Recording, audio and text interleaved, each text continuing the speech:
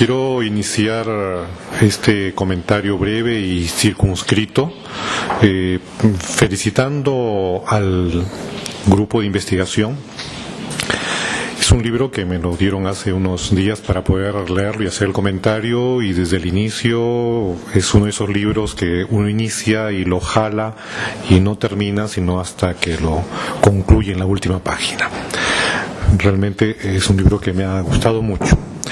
Los comentarios que voy a hacer son comentarios sobre salud y no sobre medicina. Soy médico de formación y de formación también. Y en eso comparto mucho de las cosas que se han mencionado en el libro sobre la forma en que se impide la comunicación adecuada con esta población.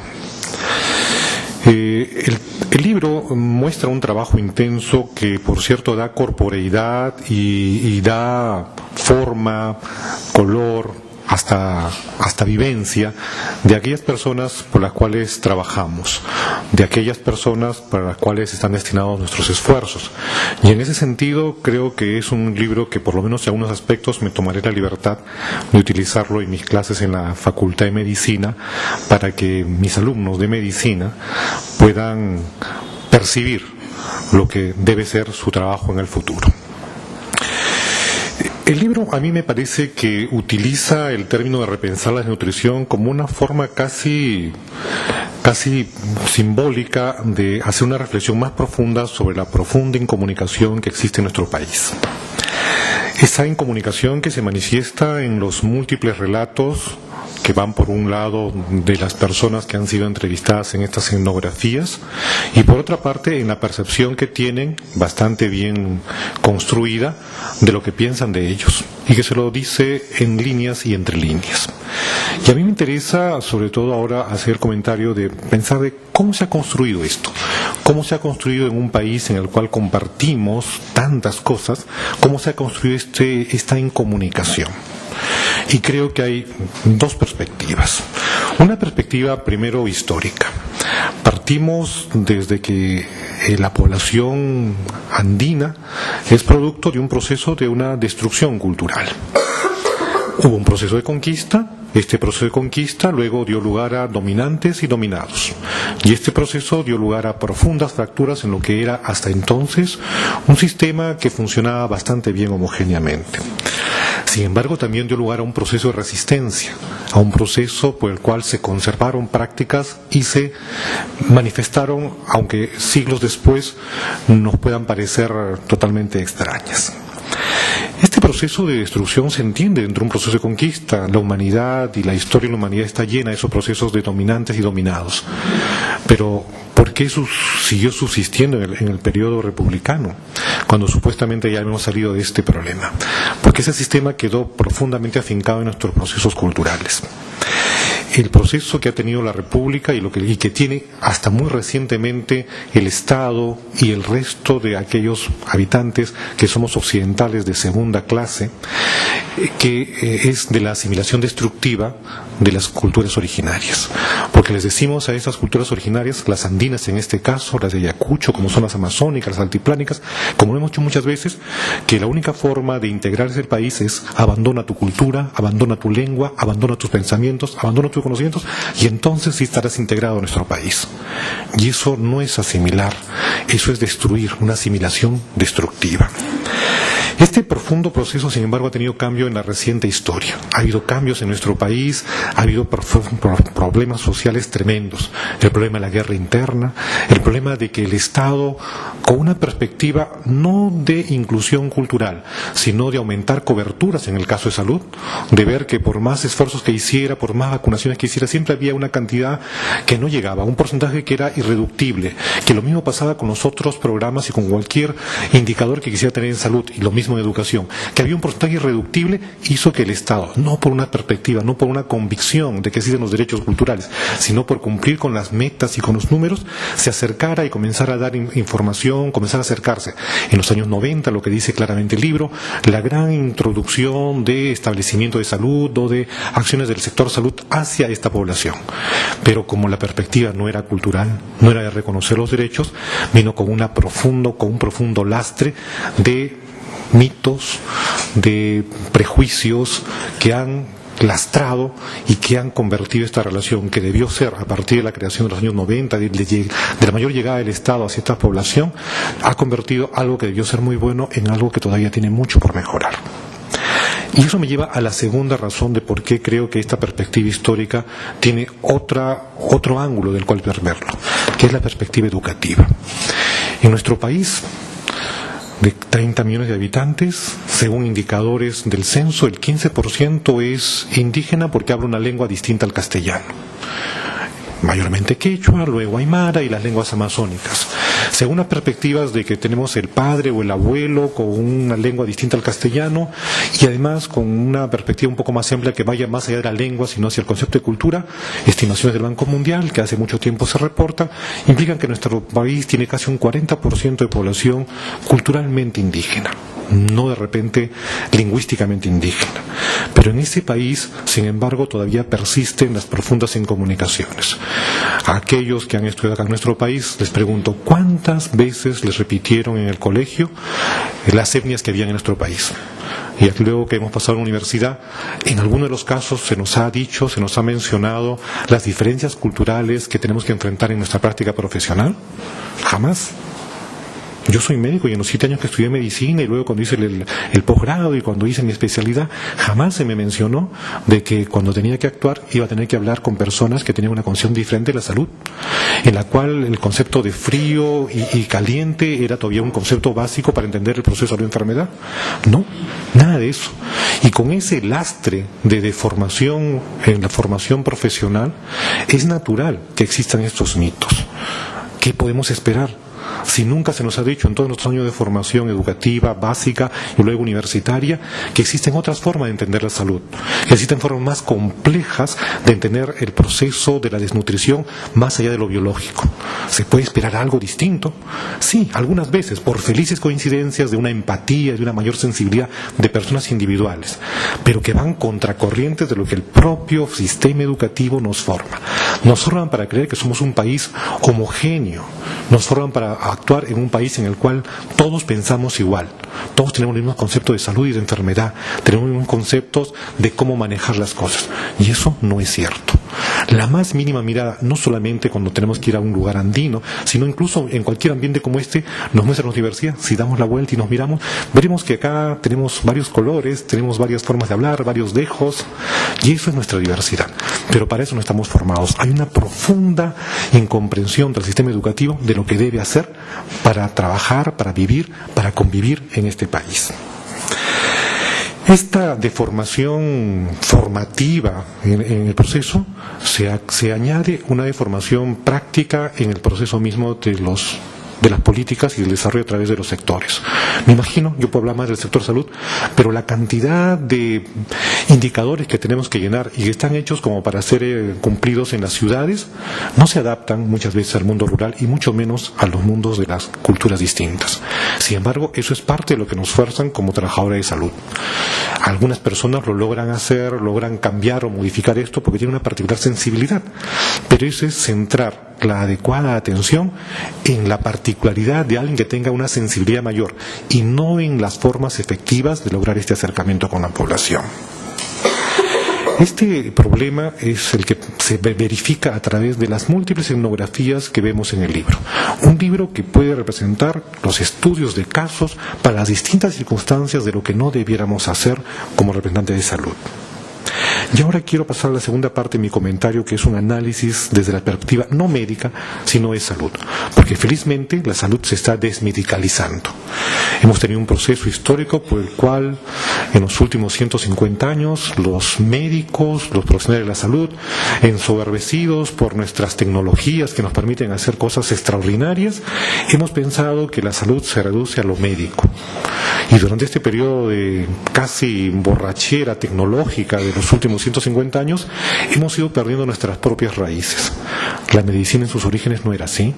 La medicina de la época de Hipócrates veía primero cuál era el ambiente, cómo eran las personas, de qué vivían, de qué comían, cómo se sentían, y después trataba de llegar al aspecto netamente biológico, al aspecto netamente médico. Y así continuó durante muchos siglos.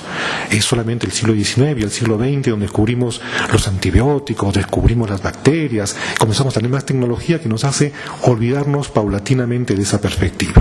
Pero felizmente la medicina está desmedicalizándose, está viendo una perspectiva más amplia y se centra en cosas como la creación, por ejemplo, en el Ministerio de Salud, de un instituto de medicina tradicional, algunos años atrás, con el doctor Cabieses, y del cual es heredero este Centro Nacional de Salud Intercultural, el cual, por cierto, es pequeño no solamente en número de personas, sino es pequeño también en su capacidad de influencia, porque es difícil para aquellos que hemos pasado por un particular y cada uno individual formato de reconversión de lo que nos hemos formado o deformado en la universidad, luego tratar de convertir esto a los demás miembros de nuestra institución, donde la perspectiva biologicista, la perspectiva centrada en la homogeneidad de todos los problemas, porque finalmente todo se asienta en algo biológico, es la norma. Recordemos que ya en el siglo XIX un médico alemán, Rudolf Virchow, fue enviado a tratar una epidemia que se desarrollaba en una ciudad alemana, y él trató la epidemia y la contuvo, pero su informe no fue muy satisfecho, no fue muy adecuado para las personas, porque él indicó que las causas de esa enfermedad, si bien tenían una base biológica, eran básicamente la pobreza de las personas, la inigualdad, la inequidad con la cual se trataba a estos obreros de esta población. Respuesta a esto y desarrollo después, unos años después, se inventa a través de otro médico también alemán, Frank, se inventa la idea de que entonces si la conducta de las personas es la que determina el surgir las enfermedades, entonces debería haber una especie de control estatal, la policía médica, como la bautizó él mismo, que debería determinar cómo hacen las personas, y dedicó 14 tomos que escribió a lo largo de 20 años para determinar cómo deberían alimentarse las personas, cómo deberían vestirse, cómo deberían hacer la higiene, incluso la parte conyugal, y todos los aspectos de la vida estaban absolutamente normados. Claro, de repente era algo que era útil para una sociedad totalmente homogénea, tal vez pensándolo en su contexto, en Alemania, donde había una cierta identidad cultural. Pero esto es aplicable, pues, posible a una absoluta normatividad cuando vivimos en un contexto multicultural como el nuestro. Claro que no. Pero no solamente un contexto como el nuestro, sino el contexto como nos toca vivir. Vivimos en un mundo globalizado, y como muchas veces se ha repetido, en un mundo globalizado que paradójicamente lo que ha hecho es el asentamiento y la afirmación de las culturas. En un mundo en el que cada vez nos es más fácil trasladar de un lugar a otro, cada vez nos sentimos más imbrincados, incorporados en nuestra propia cultura. El contacto con otras culturas nos hace cada vez más conscientes de lo nuestro y de lo que debemos defender. Y eso es lo que sucede también con este proceso. Estamos reconociendo a través del libro diversas prácticas que han interiorizado sobre el aspecto de salud, sobre el aspecto de nutrición, y qué bueno que lo podemos reconocer. Hay, como consecuencia de esta visión cada vez menos medicalizada, hay el concepto de los determinantes de la salud. Los determinantes de la salud, y cualquiera que sea el ámbito de salud sabe que ahora es algo que se nos enseña en ciencias sociales aplicadas a la medicina o a cualquier profesión de la salud, en la cual se nos dice que la parte biológica es un componente, pero hay otros componentes que tienen que ver, pues, con la nutrición, tienen que ver con las costumbres, hay unos componentes sociales, entre los cuales se incluye lo cultural. Pero esto, que viene a ser un marco teórico, en la práctica no significa sino una especie de saludo a la bandera, mientras seguimos teniendo una actitud totalmente biologicista y totalmente centrada en lo medicalizado. ¿Cuáles son las perspectivas? Las perspectivas son que nuestros estudiantes de ciencias de la salud aprendan etnografía médica, aprendan a hacer pequeñas etnografías y no solamente análisis y evaluación de salud que ven todo el punto de vista biológico, que en las facultades de medicina, enfermería, obstetricia se les diga desde el inicio, así como se les enseña cuál es la realidad del cuerpo humano, se les diga también cuál es la realidad social de nuestro país, donde existen, bueno, según nuestra interpretación, unos cuantos pueblos más de los que ha determinado el Viceministerio de Interculturalidad, en una perspectiva más amplia. Y que se les diga también cosas como que, además de los síndromes físicos, ya desde el año 1962 un médico malayo, el doctor Yap, encontró que en su país habían ciertas manifestaciones caracterizadas por manifestaciones psiquiátricas y otras físicas que no correspondían a un síndrome existente, y acuñó el término de síndromes culturales. En el año 1994, la Asociación Psiquiátrica Mundial, en su catálogo de las enfermedades, incorporó los primeros síndromes culturales que tienen consistencia tan física como el síndrome febril o cualquier otro. Y en ese catálogo que existe desde el año 1994 y que en su última edición, que era el número 4, incluye, por ejemplo, un síndrome cultural que es el susto. Que bien diríamos, no existe el susto, que nosotros lo recordamos acá, pero si uno lee con detalle, el susto es un síndrome cultural que se presenta, según este libro, según este consenso psiquiátrico mundial, en la población inmigrante latina en Estados Unidos y también en población mexicana. Y uno cuando le dice, pero ¿qué les pasa aquí? ¿Cómo que en la población inmigrante a Estados Unidos desde México y también la población mexicana? Lo que pasa es de que nuestros investigadores, no solamente en el Perú, sino en Bolivia, en Colombia, en Ecuador y en todos aquellos otros países de la región andina donde existe el susto, no han querido mirar el susto, no lo han diagnosticado, no lo han evidenciado, no han producido etnografías y por tanto cuando se ha incorporado en el consenso mundial ha sido por aquellos que sí lo han estudiado, que han sido probablemente médicos de origen mexicano que lo han estudiado en sus migrantes, en su propia población.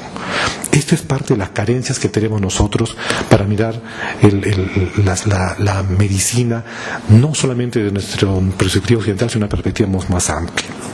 Hay, sin embargo, creo yo, un cambio notable.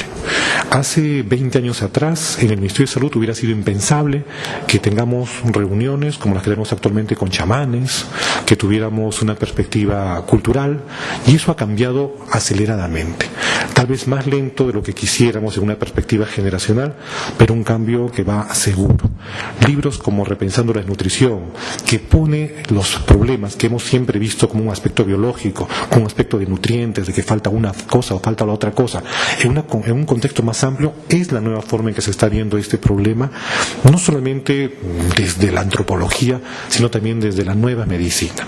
La medicina moderna está volviendo a sus raíces culturales, y de esa manera las generaciones jóvenes de estudiantes tienen una perspectiva diferente. Quiero terminar solamente con una muestra de lo que, en un pequeño estudio que hicimos algunos años en la Facultad de Medicina de San Fernando, en San Marcos. Hicimos una pequeña encuesta a los ingresantes a la Facultad de Medicina, y hicimos una encuesta en la cual veíamos cuál era su apertura hacia la medicina tradicional, hacia prácticas culturales como el huevo, la pasada de cuy o otras cosas, y encontramos que había una enorme aceptación. Esa misma encuesta la hemos ido repitiendo año tras año cuando pasaban a segundo año, tercer año, cuarto año y así sucesivamente. El año pasado terminamos con los que habían llegado al séptimo año, estaban en el internado, se habían formado muy bien. Los mismos alumnos, 7 años después, habían bajado a solamente un 20%, mantenían el mismo respeto hacia la medicina tradicional y hacia la perspectiva intercultural. Esa es una muestra del fracaso de una educación académica que los forma seguramente con muy buenos estudiantes de medicina. Yo mismo soy egresado de San Marcos, sin embargo, que nos deforma en aquello que ya traíamos culturalmente. Esa es, creo, la incidencia principal.